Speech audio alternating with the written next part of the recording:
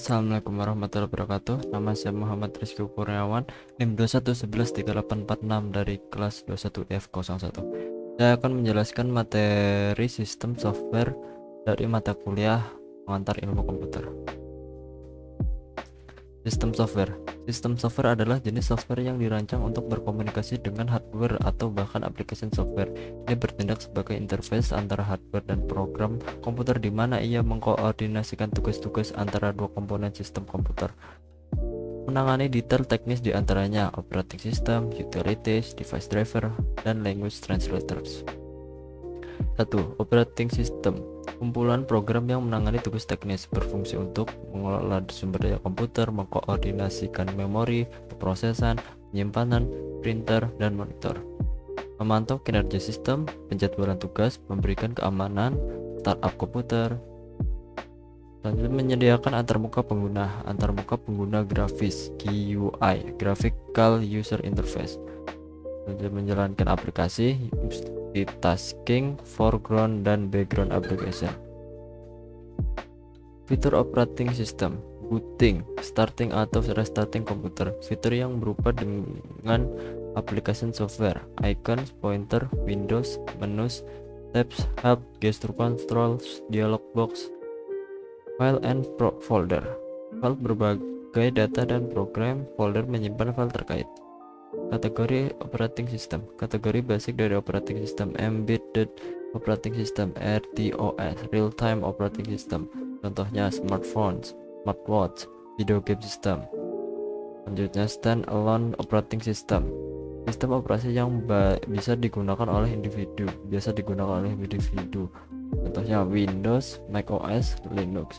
Network operating system, Windows Server, Linux, Unix, dan OS disimpan di server jaringan yang mengkoordinasikan semua komunikasi antara komputer lain. Virtualization, kemampuan untuk mendukung beberapa sistem operasi pada satu mesin fisik. Perangkat lunak virtualisasi, setiap mesin virtual muncul sebagai komputer independen yang terpisah, contohnya host operating system dan guest operating system. Parallels, Mac untuk menjalankan program Windows di OS X. 2. Utilities, program khusus untuk membuat komputasi lebih mudah. Utilities paling penting, troubleshooting or diagnostic program, mengenali dan memperbaiki masalah. Antivirus, program untuk melindungi komputer dari virus. Backup program untuk membuat salinan file untuk dipulihkan jika perlu. File compression program, mengurangi ukuran file untuk penyimpanan yang lebih efisien. Device driver, komponen perangkat lunak yang mengizinkan sebuah sistem komputer untuk berkomunikasi dengan perangkat keras. Tanpa driver yang sesuai terinstall di sistem operasi, maka perangkat keras akan mengalami masalah atau tidak dapat berjalan sama sekali. Contoh device driver: GeForce driver, Sprint driver, Intel driver, Realtek audio driver, dan lain-lain. Terakhir, 4. Language translator, program yang mengubah statement dari satu bahasa komputer ke bahasa lain tanpa mengubah arti.